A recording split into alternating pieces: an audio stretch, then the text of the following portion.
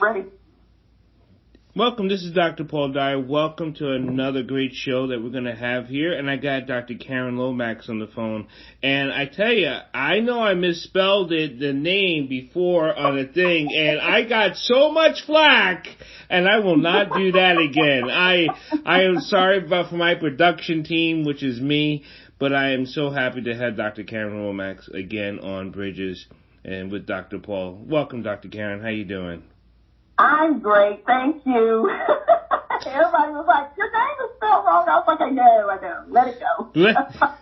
Well, we can't let it go. And which brings us, that's something about when we see something, we just start gnawing on it, and it just, when it bothers us, it can take us into such different emotional moods, and it can cause such physical harms when we just can't get it out of our heads, and that's I'm not that type of person. I was like, well, y'all know my last name is Lomax, so.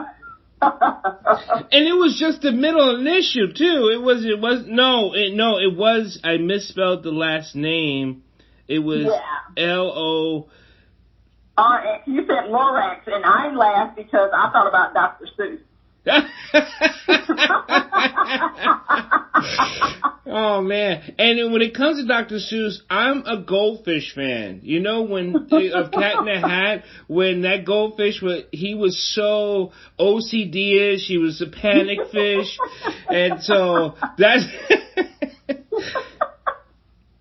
Dr. Karen, we know you're at Fort Jackson. We know you're down in seminary school. We know that you have a lot of projects coming up, and you've been an accomplished writer, a best-selling author.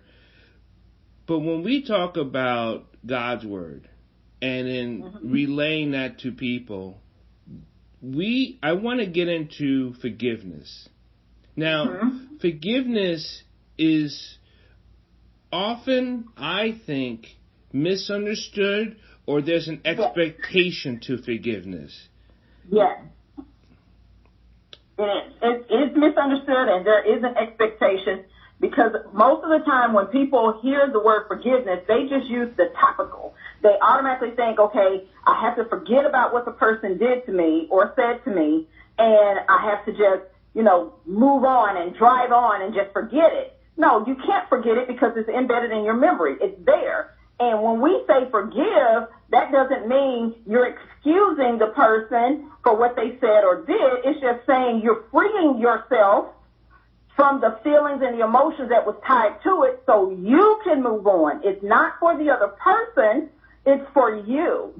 It's so you can move on, so you can begin, to get a sense of self back and freeing yourself. And I always tell people, why would you want to tie yourself to someone that has done something or said something adverse to you through unforgiveness?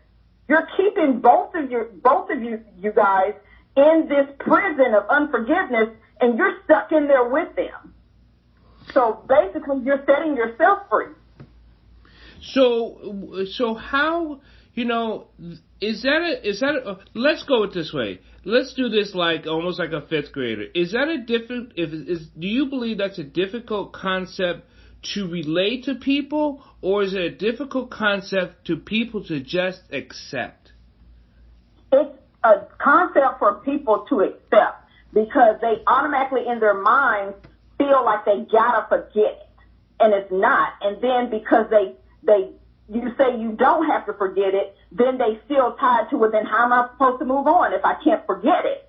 And that's just the whole point. You make this choice. Do you want to be stuck here, reliving this over and over and over and over and over, or do you just want to say, you know what, let me release this person because I don't want to have to continue to go through the motions with this person, and let me begin to heal from the situation or from whatever so I can move on. They got to remove the other person from the equation and put center back on, okay, this is for me. This is not for them. They got to take on that I statement and say, okay, I need to move on. This is not letting the other person off the hook.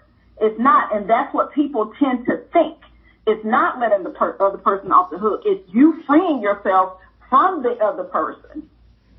I always like to, when it comes to Bridges Live, I like to get people from here to there. It's about talking about something, which is an information, then it's about understanding something, and then it's about putting things into action. And when you're talking about forgiveness, we're talking about now understanding what forgiveness is.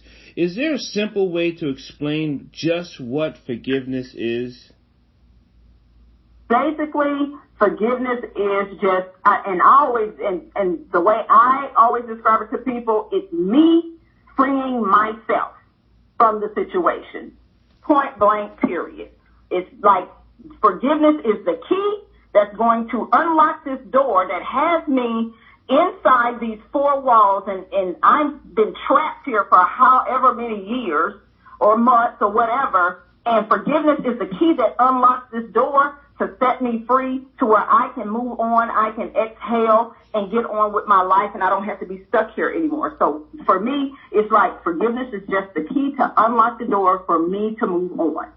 Now, on the spiritual side, for me, enduring, to go through forgiveness, because I've fallen in love, I have my heart broken, and I know I've been told that I've broken hearts because of things that happen.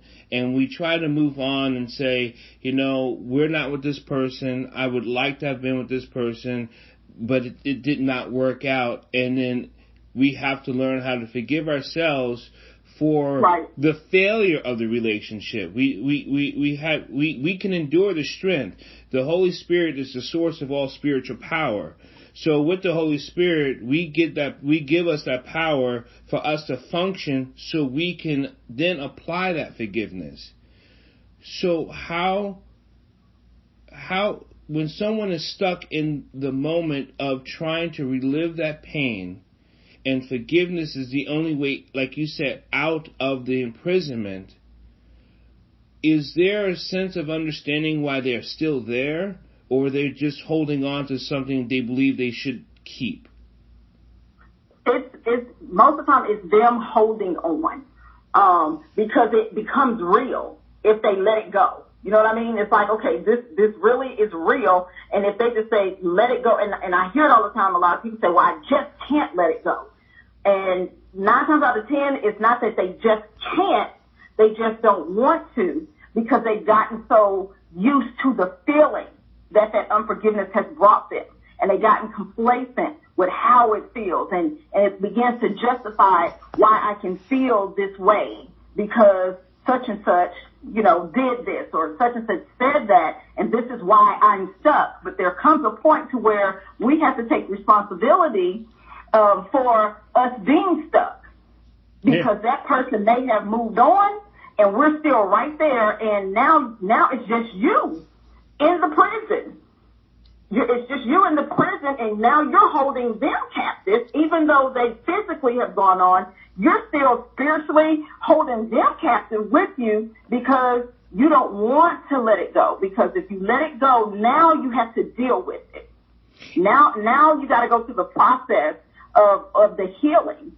And really of letting it go, because letting it go is a process. It's not something that you can just say, boom, I let it go and I move on. No, it's a process. And remember last week we talked about that process. People do not like a process. No. And it reminds me of this, when I come to think about imprisonment of your heart, imprisonment of your mind, imprisonment of your spirituality, and this forgiveness imprisons you. And it reminds me of slave stories of when people was afraid to leave the master. They knew that where they were, they knew what they were. But if they left there to be free, they were afraid of the freedom. Is that the same principle you think is applied here when it comes to forgiveness? People would rather be enslaved and in prison than to be free? I don't think they would rather be. I don't even think they consciously understand that they are in prison, because that feeling that they've been feeling has become their norm. They've gotten comfortable with it. They've gotten, as I say, they've gotten buddy-buddy with it. And now if I lose my buddy, what do I have now to fall back on to say that, okay, this is why I haven't accomplished it. This is why I'm not further along. Because now you got to take a look at the entire picture. I've been stuck in this whole cycle of unforgiveness for so long, so many years or however long. So many things have passed me by because I was stuck here. And that's what I mean by now you got to start dealing with the ramifications of you holding on to that unforgiveness. And now you're looking around you and you're like, oh my gosh, I cannot believe I let so much time slip by because I just didn't want to let something go. I didn't want to forgive and just move on. And go through the process. So now, in that process, we like you said, we talked about last week and we mentioned again this week, the people are afraid of a process. People are afraid of the practice. People are afraid of the education. And people are afraid of actually hearing the word. And you actually said this last week, too. If we don't clear the clutter, how are you going to know that you are in prison? Right. And you won't if you don't clear the clutter. And that's part of the process.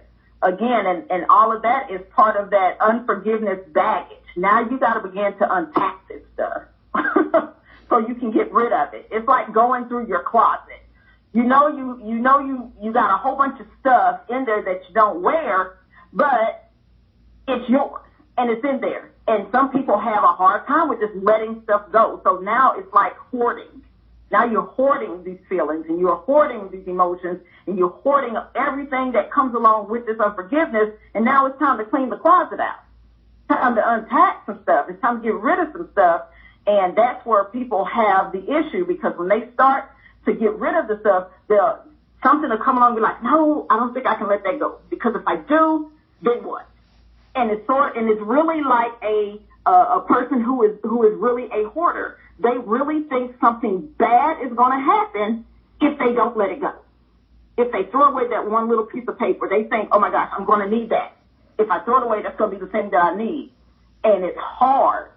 It's not something simple. And at times, for people to let it go and move forward, they have to, some of them have to go to therapy. We don't like, especially in the church world, we don't like that word. Therapy? We don't like the therapy.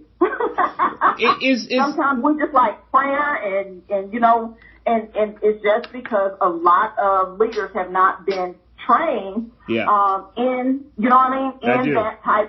that area. So it's easier to just say, okay, we'll pray about it, and the person will pray about it, and then they go home and they still got the same feelings, they still got the same emotions, they're still in the same situation. And so sometimes it requires therapy. And I'm very transparent. After my divorce, it took me 7 years to get through the process. And it took me going to counseling along with prayer, but I still had to go to counseling to get through it, because you get into this cycle in your mind. Like, if I let it go, then what am I going to do with all these feelings?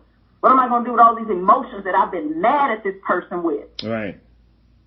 And so you have to go to counseling sometimes to deal with it. And you said it last week, too. People use that terminology, what's for me, what God has for me is for me. And I gotten such a great, response out of that from people. People like, I use that word. I used to use it all the time.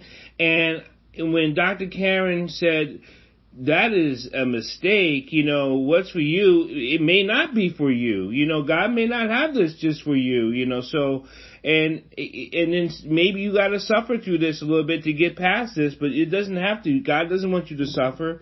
This is not here for you to go carry that pain all the way through.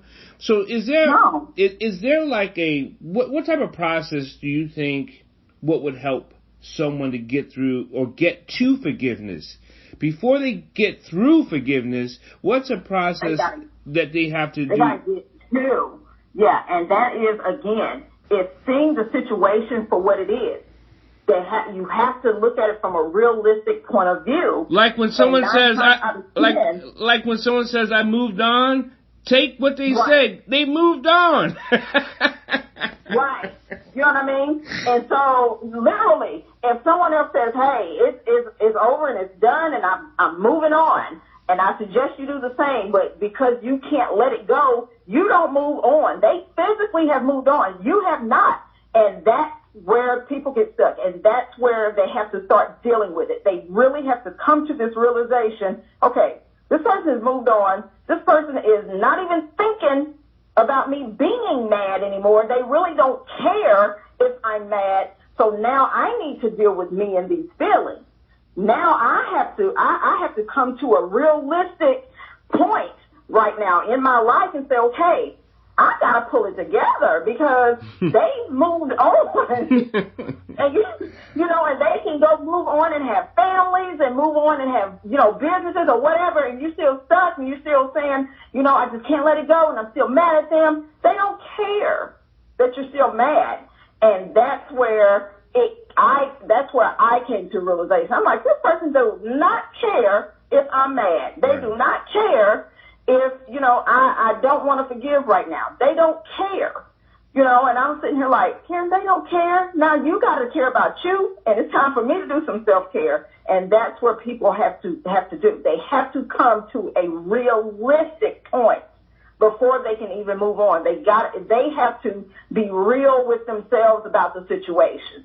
Now, and that's where people may have to go and get counseling now, at that point. I think I want to point out for me, and I think I'm going to use this as I statement, even if I have moved on from a relationship or all things are relationships, whether it be a business, whether it be personal, right? It doesn't mean I don't or I stopped caring. No. And that's such a fallacy. Yeah, and I think people equate that because you moved on, you've moved out of care, and compassion, and love. No, it does not mean that is such a fallacy because, and I always tell people this, I was married for almost 17 years. We were married for 15 and a half years. Just because we got a piece of paper and said we're divorced, the next day I didn't fall out of love.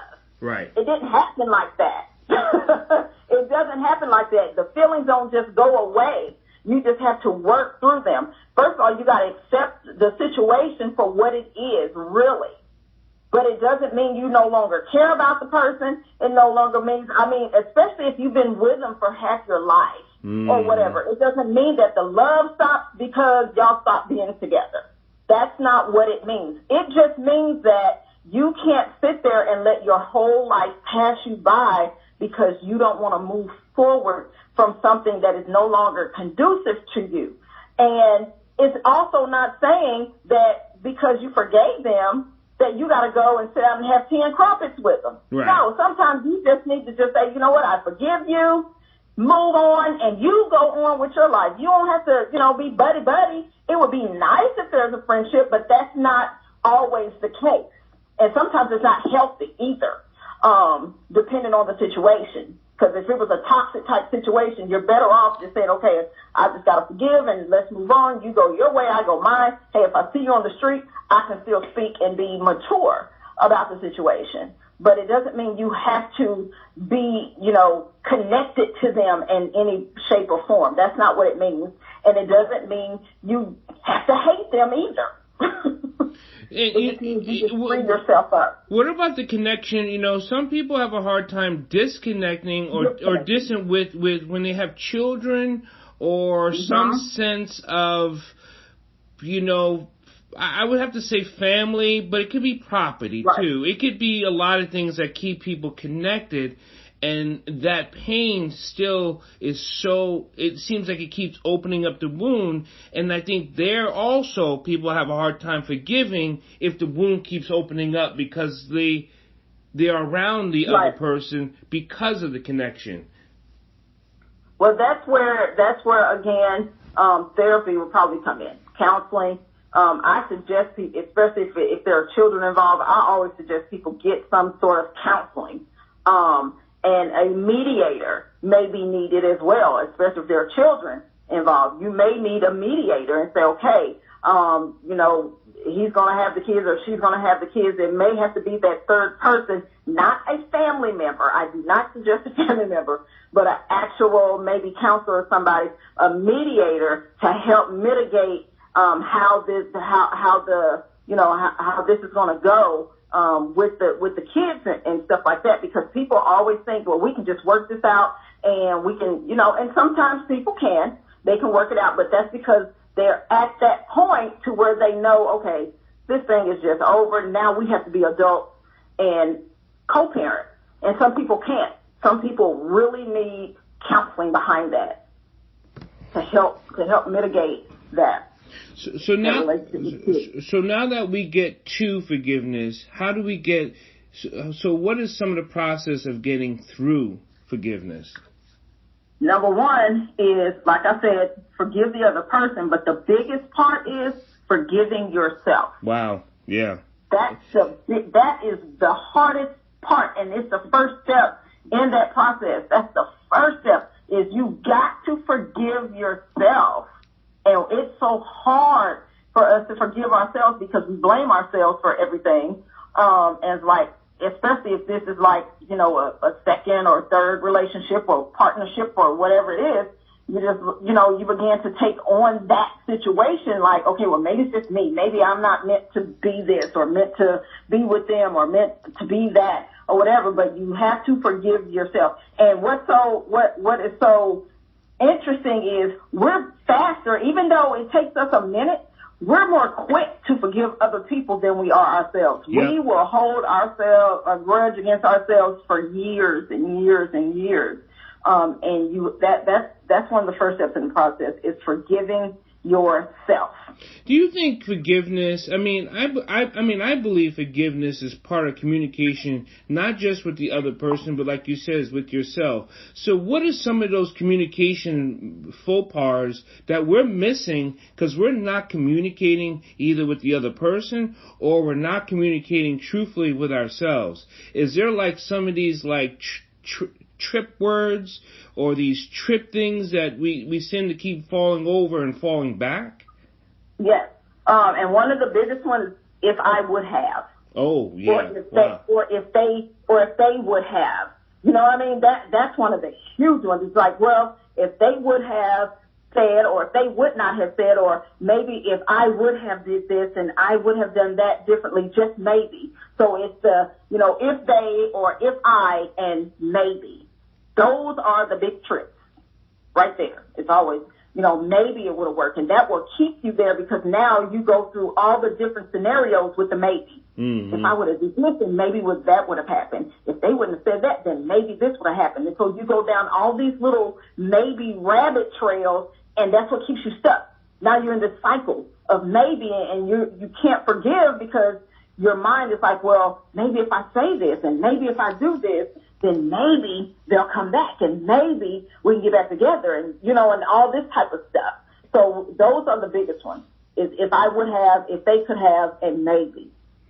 So now that we have some of those trip words, we have, for forgiveness, we have something we have to first get to, and then we mm-hmm. have to get through. And after we get through, what's on the other side of that? On the other side of that is the I am and I can. Mm-hmm. I am, and it's a process, and you have to tell yourself, I am worth it. I am worthy, and I am going to get through this. I am going to get better. You have to do the I cans and I am. It's positive self-talk, and people don't like that because we're so down on ourselves, but you have to practice positive self-talk. The environment actually takes us away from ourselves. We watch commercials, we hear commercials, we see other things outside of ourselves more than we see things within ourselves. Right. It could be the car that someone just drove by you on. It could be anything that's not you, and it's external, and you're like, and it puts you away from who you truly are meant to be. Yes, because we tend to see our self-worth in things and in other people. That's the thing, is sometimes we don't even see the value in our own selves. We see more value in other people, or we see our value because or the lack thereof because I don't drive that, or I don't look like her, or I don't have what she has, or for the guys, I don't look as suave as he does. And that thing, we always put our self-worth sometimes in other things or other people, and when we don't live up to that or don't have that, then for us, that's where we get stuck. We get stuck because we devalue ourselves. We really do. So with the projects you got going on, is there any other project you want to mention that we should be looking out for? Not at this time. I was trying to get it. I was trying. It's not gonna work. I was trying to get. See, Dr. Karen Lomax has got a project coming up, and I am trying to sneak it out of her, but she is so steadfast. You're good. You're good. We're trying to get the premier scoop on the project, so he can say first heard it on his show. You know, Dr. Paul. Oh, Dr. Karen, I love our relationship, and I'm so blessed to have you in my life, and I just want to say thank you. Oh, thank you so much, and the feeling is mutual. Well, you get some rest, and we'll keep doing this, and we'll keep up to date, and I will talk to you later, Dr. Karen. Okay, thank you so much. You have a blessed rest of your night.